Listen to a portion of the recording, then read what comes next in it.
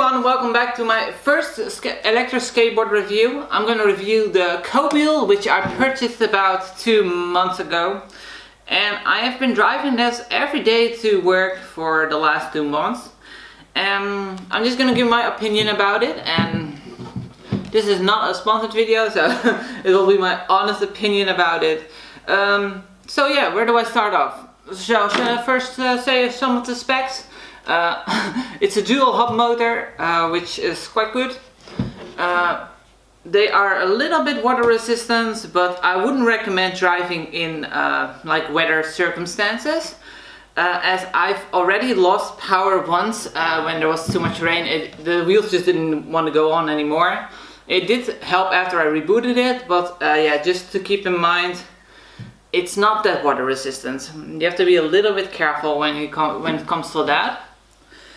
For the rest, the board is it's a very solid. I can show you.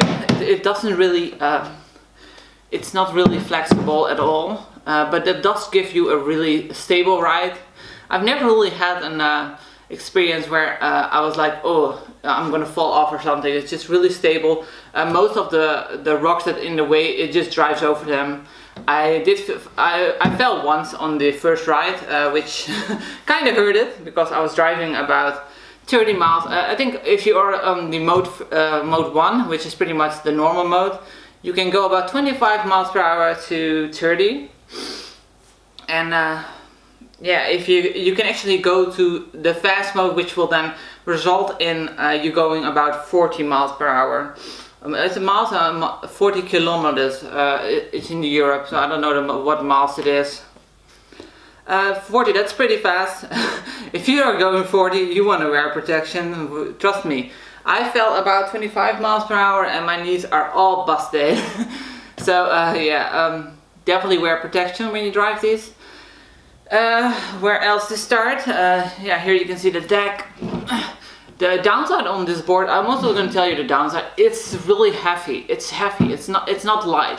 So if you're gonna go to the city and you're gonna carry it around, it's pretty heavy. They do give you a free backpack with it, but it's also pretty, I don't know, it's really big. And you're walking around all day with a big backpack. Yeah, it's possible, but it's not really for me. Last time I was to the IKEA, and I had to carry this thing the whole time because I didn't really want to bring the big backpack because I was just going to go in and buy something and go out.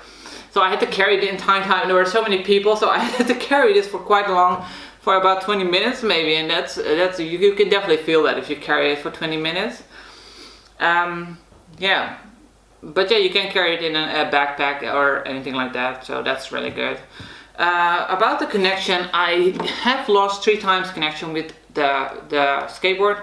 I'm not sure what the reason for it is. It usually happens when I'm in fast mode, but that's probably just me because other people seem to be fine.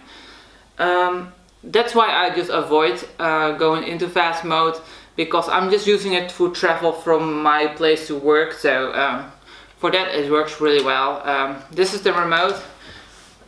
I don't know if it's gonna focus. This is a really bad lens and I need to get a better one, but this is the remote. It's really comfortable in your hands. You can actually put it like this and it won't fall out of your hands or anything like that. I had it one time in my pocket and I touched it and it went on, so definitely turn it off when you don't use it. You turn it on by 3 times pressing the button and then it goes on.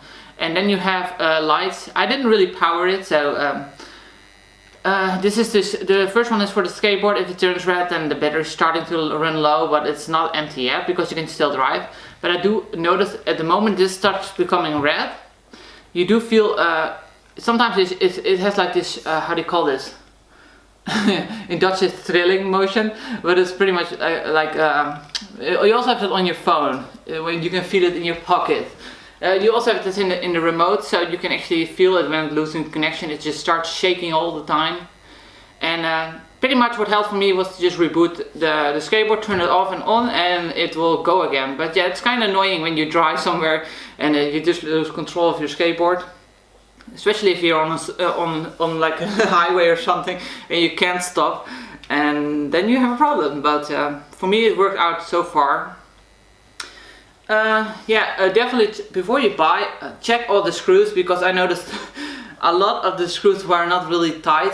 This is something you should always do when you buy a skateboard, in my opinion. Check all the screws if they are welded tight, because companies don't always do that, and then you can result in losing some of the screws, which I have lost over here.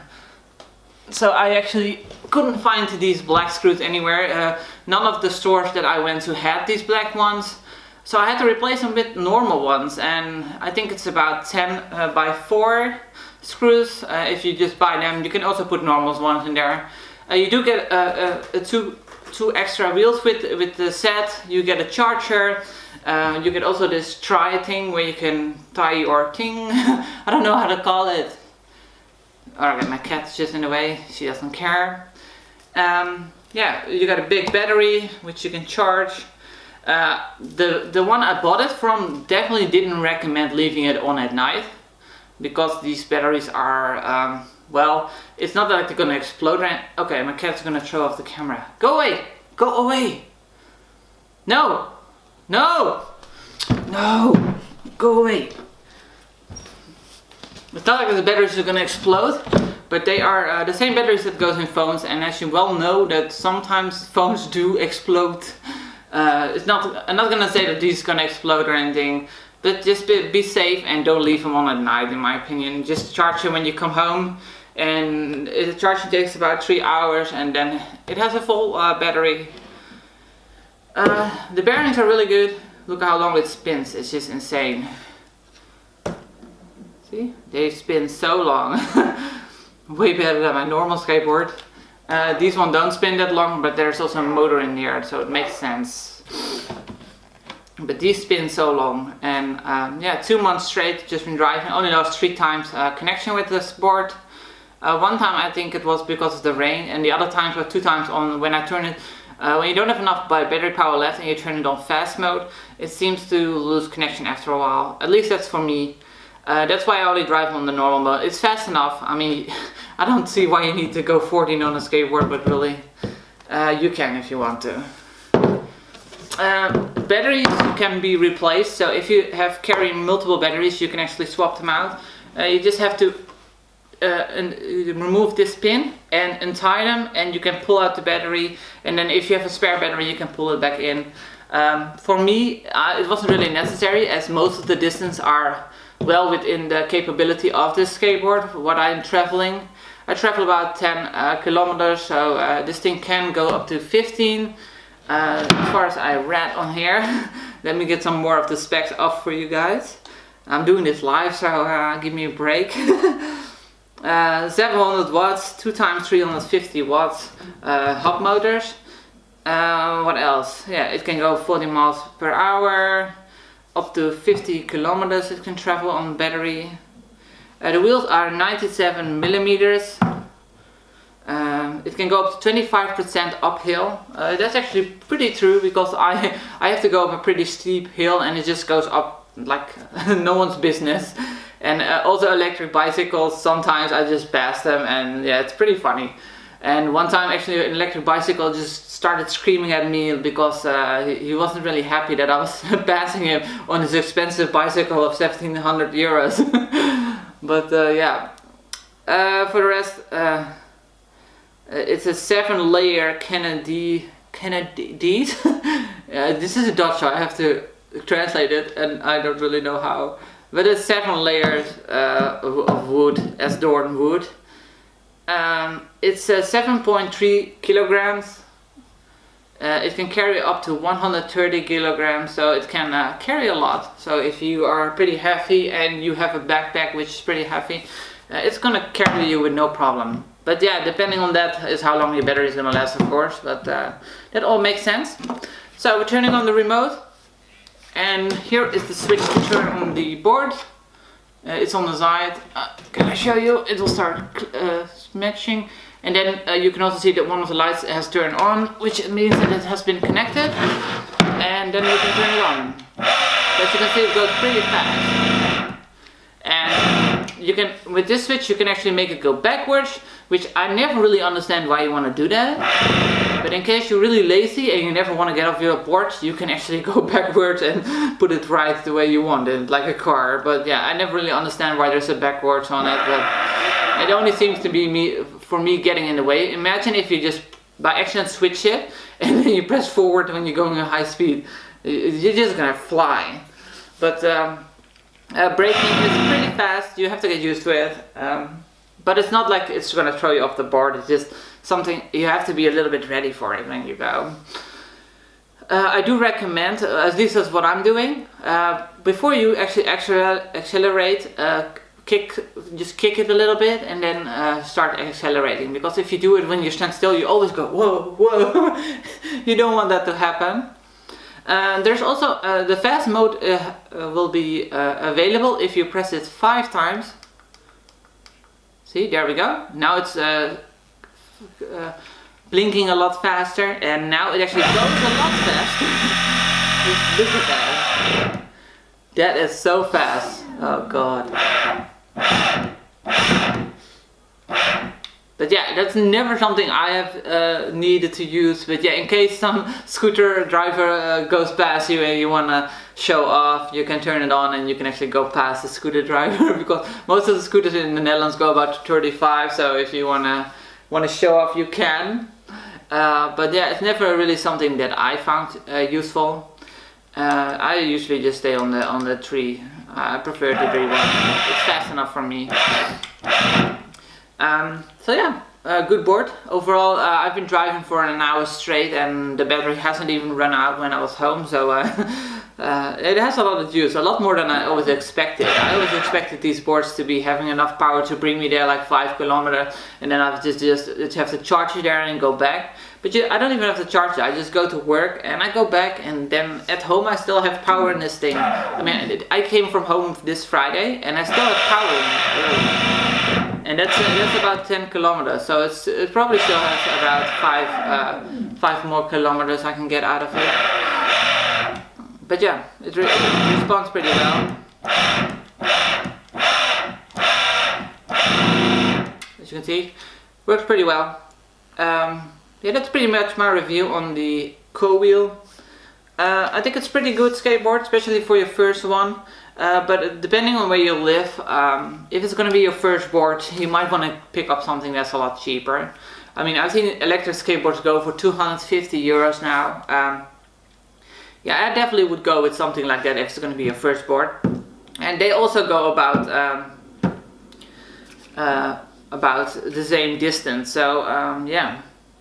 The downside, I think this is a really good board. It's really stable ride. I never really felt like I'm gonna fall a lot, so it drives over everything with these big wheels.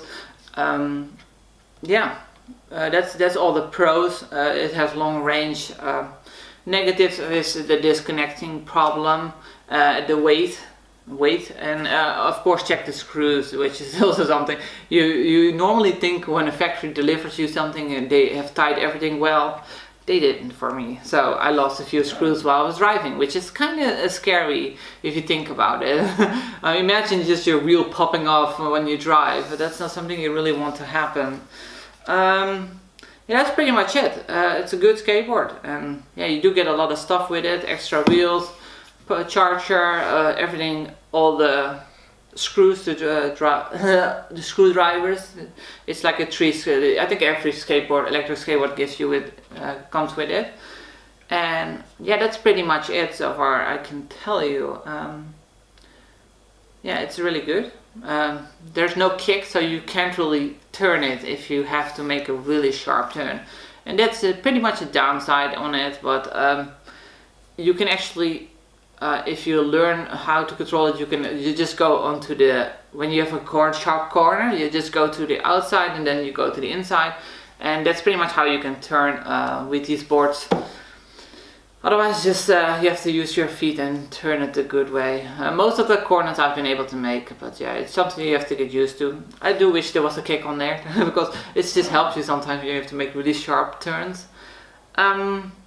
Yeah, but it probably wouldn't really work on this board because it's so heavy. It's a bit too heavy for that. Yeah, overall really good board. As you can see, 2 months driving and it hasn't really been damaged that much at all, so it's gonna last quite long, I guess. So that's pretty much it. I will do a close-up video of the board now, so you guys get an idea on what the board is. Like I said, it's heavy. It's not something you're just gonna be like, oh, I'm just gonna carry this. Let's go. It's too heavy for that.